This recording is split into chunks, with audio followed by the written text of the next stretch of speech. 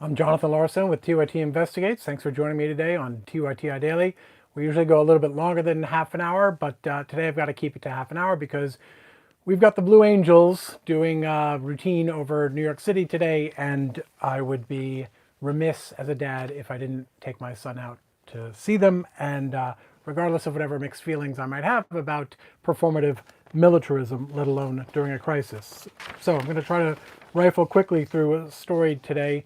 Not a big breaking story or anything like that, just sort of a really well done piece by Ben White at Politico summarizing what Republicans are about to do and the way they're thinking about the crisis. And the answer, I'll if you feel clickbaited by the question in the title of this piece, why we must reopen the economy now. The reason we must reopen the economy now is because as it's been shut down, it was not shut down in a way that protected the people at the bottom of it. So what what happened was all of the mechanisms by which our wealth, our collective wealth, our labor, the sweat of our brow, all those mechanisms were still left in place. The mechanisms for extracting those things, excuse me. So you still had to pay rent, you still had to pay utilities, you still had to pay for food, you still had to give someone else money in order not to die. And it would have been relatively easy and relatively cheap simply to say, this is a rent-free crisis, this is a tax-free crisis, this is a mortgage-free crisis. Now you can have a fight over whether the mortgages need to be dropped, whether those payments simply go away, whether the government pays them, or whether the entire length of the mortgage gets shifted back by however many months it lasts. The point is, we have spent far more money than we had to, money which most of you are not getting in a meaningful amount. And the reason we spent that money was because we weren't rescuing people, we were rescuing this thing we call the economy, which primarily, in terms of what's actually measured, consists of enormous behemoths of extraction. And it was the survival of those behemoths that was at stake and is why we must reopen. And I want to talk a little bit about this really good Politico article talking about McConnell and what the Congress is going to do or not do when they come back next month. So I'm going to just read some quotes from this and riff on it, annotate it as I go through. Republicans are currently betting that efforts to reopen states will be successful, and the nearly $3 trillion already allocated by lawmakers, the largest federal rescue in American history, will be at least close enough to start bringing the unemployment rate down and sending economic growth back up. The money we have spent will do virtually nothing to bring the unemployment rate back down. And the reason for that, and you can go back and look at the very first stories we did for TYT Investigates, because the dynamic we were revealing then is exactly the same one now. Companies don't want to hire people.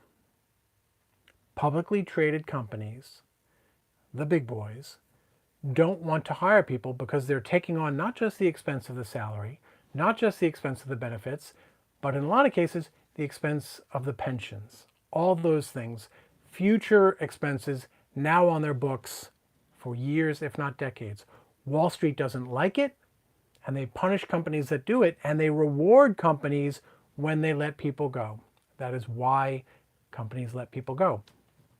And when you hand companies a windfall, whether it's the tax cuts that we were warning about 3 years ago, or whether it's a stimulus, the coronavirus stimulus, they will use the windfall to invest in things that let them avoid hiring people. And PPS, if a company actually does want to hire a person and figures that's the best use of capital, they have banks for that kind of thing.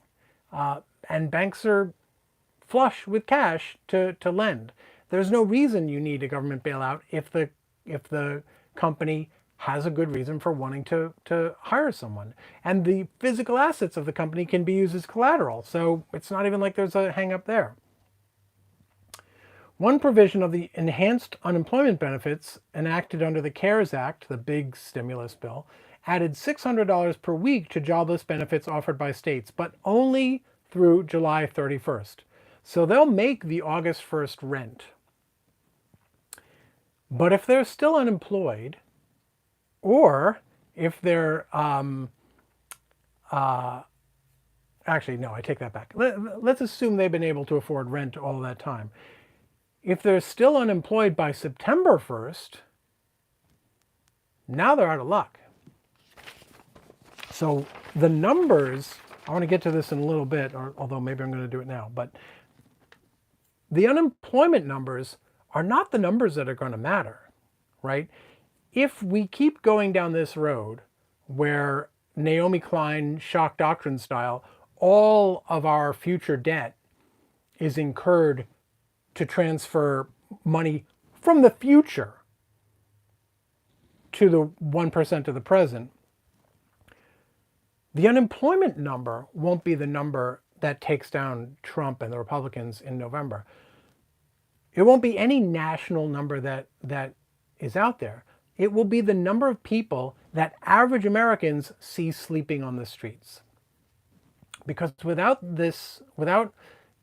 that kind of aid, without aid to states, which, by the way, have all been Republicanized into passing balanced budget amendments, which means they literally cannot spend more than they have. They cannot borrow. They are forbidden by law from borrowing money to save people from homelessness. Senate Republican leader Mitch McConnell on Monday acknowledged the need yesterday for at least some added funding. But he suggested it would have to be coupled with more liability protection for corporate America and would not amount to bailouts for states. More liability protection for corporate America means if you're an American, free, right? At least you know you're free. I've been told that by the song at every single Trump rally. At least I know I'm free. What Republicans are doing is they're only going to release additional money if they take away your freedom to go to court. That means asking your government. You will not even have the permission to ask your own government for redress if a company does you wrong in relation to the coronavirus. Meaning, if they threaten you and force you to come to work and you get it at work, if they fail to protect you in the work environment where they force you to work, they'll be off the hook. That's what Mitch McConnell is saying. I won't give individuals aid unless the price is I take away their right to address a wrong that is done them. Not even to win the case, but even to argue the case. You won't be allowed to argue in a court of law that another person using a company to do their work wronged you and or killed you. Already, over 26 million Americans have filed for first-time unemployment benefits during the crisis, suggesting a jobless rate of up to 20%, nearing the Great Depression high of 24.9%. The number is expected to leap over 30 million new jobless claims when fresh numbers come out on Thursday. And again, the numbers are going to be horrific, but we've already, as a nation, demonstrated our ability not to care about numbers. We've already demonstrated our ability not to care about numbers of homeless children, malnourished children, people of color disenfranchised by our economy. We are fantastic at ignoring abstract numbers, but the problem is, just as with the coronavirus, the phenomenon with the economy is one where the numbers start showing up first. And embedded, baked into those numbers, is what reality will look like down the road. But we have so enamored ourselves of ignorance. We have so enamored ourselves of our own opinions, our own ability to make sense of the world, that we now have actual politicians who are not only comfortable, but have only ever made decisions based on the information that they think matters in the moment right now and what their gut tells them about it. So the fact that we know that when you add unemployment numbers never achieved in US history, when you subtract from those numbers a lack of government assistance, on the other side of the equals sign is American cities and towns lined with homeless people sleeping on the streets. Just as with the coronavirus, where the initial numbers should have told us, and to some extent did, what hospitals were going to start looking like, what cities were going to start looking like, the point is to act before that happens. We're not doing that with the economy. Not enough, anyway. Rubila Faruqi, chief U.S. economist at High Frequency Economics, tells Politico, quote, "I do think Republicans will have to relent here because the number of unemployed we are seeing is just horrendous. A lot of businesses have already gone under and more will follow." Again, the numbers we are seeing now do not matter. And they won't ever matter to the economy that they're trying to rescue, the economy that is the reason they're trying to reopen. I've talked before about how the stock market used to be a bellwether of how everyone was doing. So that's what we talked about when we talked about the economy. And over the last few decades, the stock market as an indicator of the nation's economic health has become severed from the reality of everyday Americans. What we're seeing now is making literal that severance between the ghost economy that involves only 1% of the American population and everyone else. And they're willing to create that economy because that's who their funders are. And even if they get elected, first of all, they can continue using the 1%'s money to sell their story to the rest of us. But even if it doesn't work and they get voted out of office, they get a raise.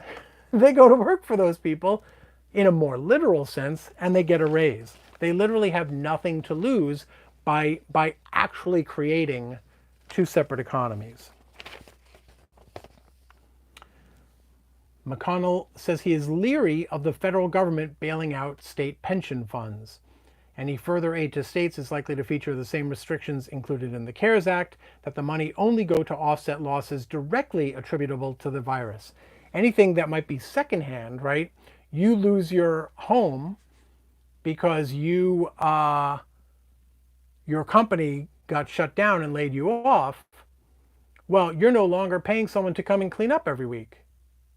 That's not directly attributable to the virus. That's second order. McConnell tells Politico, "We need to be as cautious as we can be. We need to see how things are working, see what needs to be corrected." Again, this is exactly the opposite of how reality works. You do not, when you are fighting a fire, okay, you do not spray a little bit of water on the fire and then walk away, get some perspective on what's left, take some pictures, maybe send them to a friend, see what they think of the pictures. You continue to fight the fire in a maximalist approach, and you stop when the fire is out. This is not complicated. This is how grown-ups think. And by grown-ups, I mean people over the age of 9. Economists, meanwhile, argue that it is not yet time to be, quote, cautious when considering further economic assistance for individuals, small businesses, and cash-strapped state and local governments that have seen tax receipts crash. State and local governments employ around 13% of the American workforce, and huge layoffs in the sector helped worsen the 2008-2009 recession and slowed the recovery.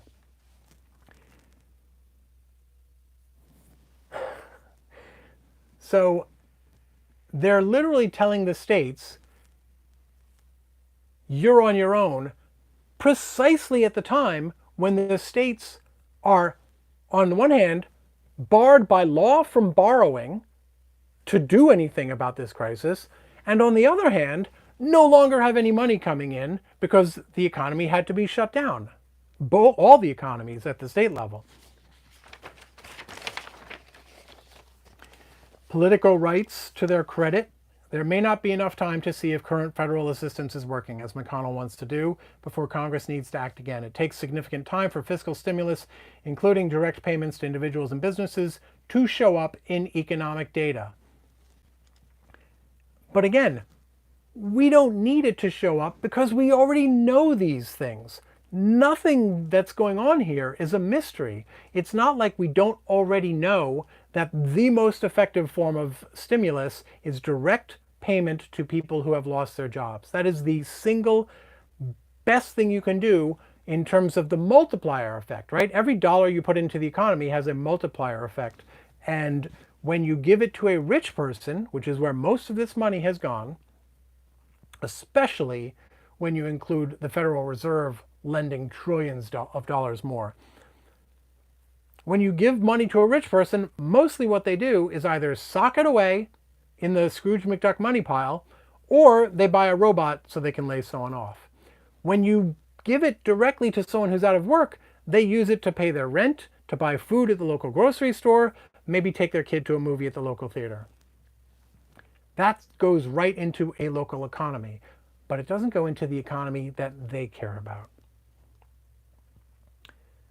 Jim OSullivan, chief U.S. macro strategist at TD Securities, tells Politico, quote, in the next year or two, the more they do in terms of fiscal stimulus, the quicker the economy will recover. This is a very big hole the economy has to dig out of. There is going to have to be more aid for states. So even the chief U.S. macro strategist at TD Securities is saying this stuff. The world of greed knows all of this.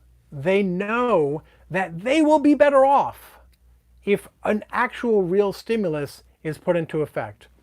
The problem is the world of greed is not driving things as much as it used to. The ideology that they created in order to satisfy their greed, to sell the suckers the idea that greed is good, that ideology has escaped from the lab, no pun intended, and is now out on the moors terrorizing the villagers. People are believing the ideology, and they've grown up and they're in office now and they're voting for people. They think these ideologies are worth grandma and grandpa dying for. Grandma Millie, go look it up. Google Grandma Millie and Enron. And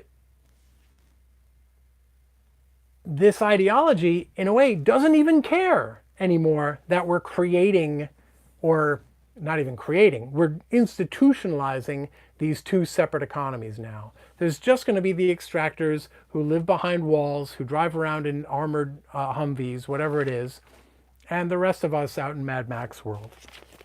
So the fascinating thing about all of this, though, is the timing of it, right? The timing really matters. If the coronavirus had hit, say, in September, let's make it July or August, had hit in July or August, and we were starting to see a flattening of the curve, or maybe even a drop in the number of daily new deaths or cases, Trump might have taken a victory lap, and that might have been what secured his reelection. We don't know. What the Republicans are talking about here, though, is a scenario where if you map it out, again, we know what effects different things have. If you map this stuff out, we could be seeing legions of people losing their homes, sleeping on the streets in September, October, and then possibly in November, the biggest eviction notice of all. We'll see. All right. I did say I'm bailing at noon, so I want to shut up. I did not expect to go that long. Carl Jones, thank you, Carl, for the super chat. Donated $9.99. Thank you very much. Asks me whether I can do a Mitch McConnell impression. I feel like it's in there. What I would need to do, though, Carl, is I'm feeling my throat being like, I got this. I would need to listen to him. All right.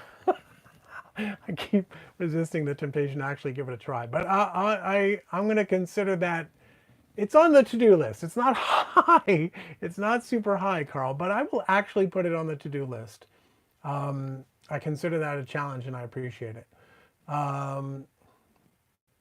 Okay, let's see. Since I don't have time for everything today, I'll start at the bottom. Mr. Elder is asking whether people can see his posts. We can see your posts.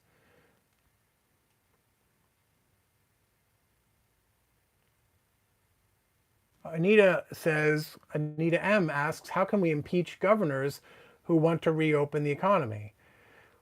Well, I suspect every state has a different method of impeachment, but if you don't have the political will to do it in your state, then you can't. And my guess is governors are not going to do it without sufficient political backing to do it. They're not going to do it against the will of their own base for the most part.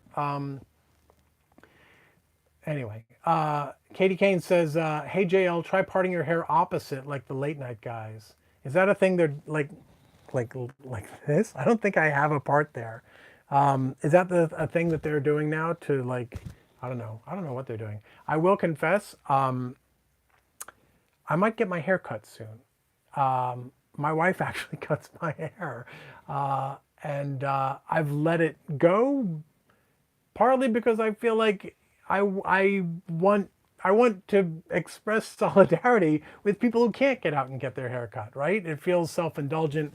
Plus, my wife is super busy, so we'll see. I may just let it go shag. We'll see. But I don't think the parting on the other side is going to work. Unless it's like some symbolic thing where I'm expressing support for nurses or something like that. In which case I'll have to give it a try. Doug Greenberg says stimulus money to publicly traded corporations, sad face.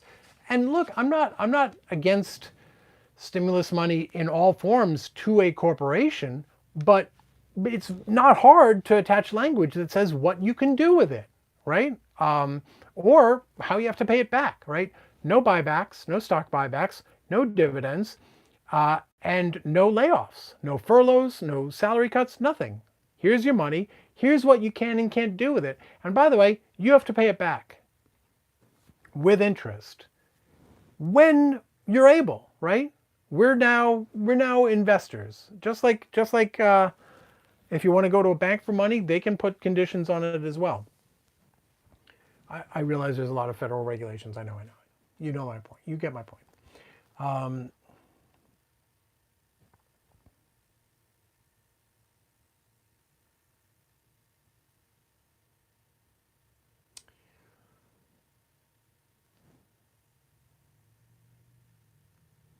see there's Kalita says, wait, now this is interesting. Kalita says the evolution of Jonathan is truly amazing to watch. Must be his beard. And then Scuba Steve says, let it grow, let it grow, let it grow, keep the beard. I actually, my wife gave me, or picked up for me a while ago, a trimmer, which I was, it was too like fussy or something for me. I just couldn't wrap my head around, I have to figure out how to do this. And then I tried it a couple weeks ago and it was really super easy. So I don't know, maybe I'll play around with it. I had one morning where I went like, I shaved it down in pieces. So I had like a Van Dyke and then just a mustache, just like freaking out my wife and son in consecutive stages. But maybe I'll let it go, but also try to keep it neat.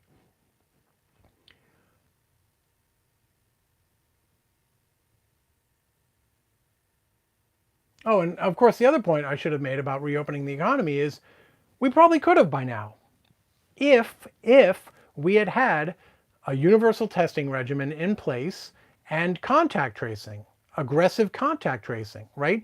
If you can follow, it annoys me so much when he calls it the invisible enemy. It's just small.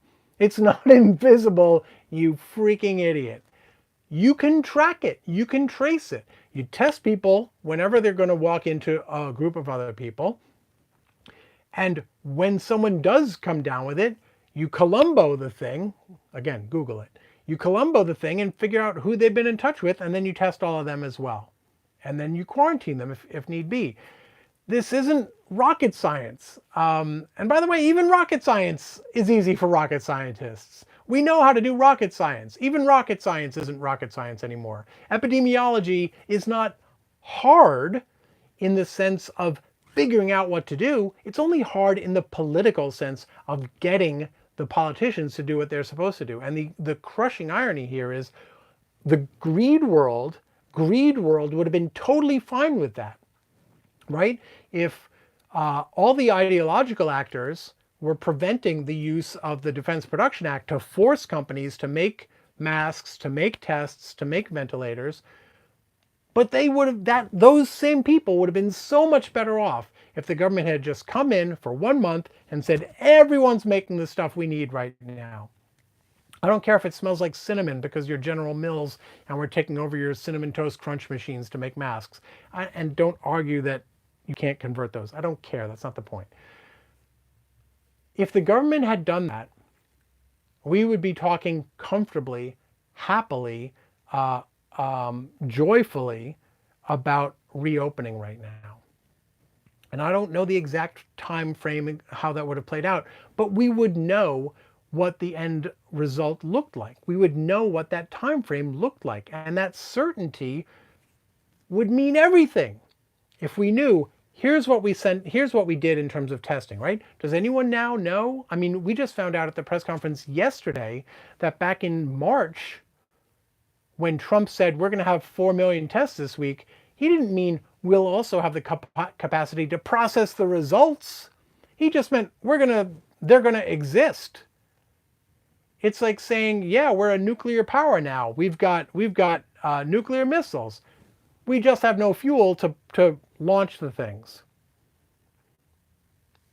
These are these are significant definitional issues. And by the way, another tangent. Of course, I'm going to go off on tangent after tangent when I've only got 3 minutes left. Someone suggested a while ago, brilliantly, I thought, that health and science and public health policy reporters, the big media outlets who have seats at the White House briefing, should have put those reporters in rather than political reporters. To me, I don't even understand. Just the fact that there is such a thing as a political reporter is kind of weird to me, right? No one out there eats politics. No one pays their rent with politics. There are real forces in the world. We should report on the real things. And those reporters are the ones who should have access to the people who make decisions about stuff. Anyway, I'm ranting. I saw some of you folks were yelling at each other. I hope amity prevails and everyone finds a way to speak with each other civilly, disagree civilly, and take care of each other and take care of yourselves. And if you don't already, I hope you'll subscribe to TYTI Daily, to TYT Investigates, where we post videos every day. We're live every day at 11:30 a.m. Eastern Time, unless, of course, I've got a pre-taped something, which I may have on Thursday. I'm going to do another interview. If you haven't already, check out Suraj Patel. I spoke with him yesterday. He's running for Congress in New York. And we spoke about coronavirus, which he had, and his plan for universal testing, which everyone ignored. So thanks so much for checking us out, and be well, and we'll see you tomorrow. Bye.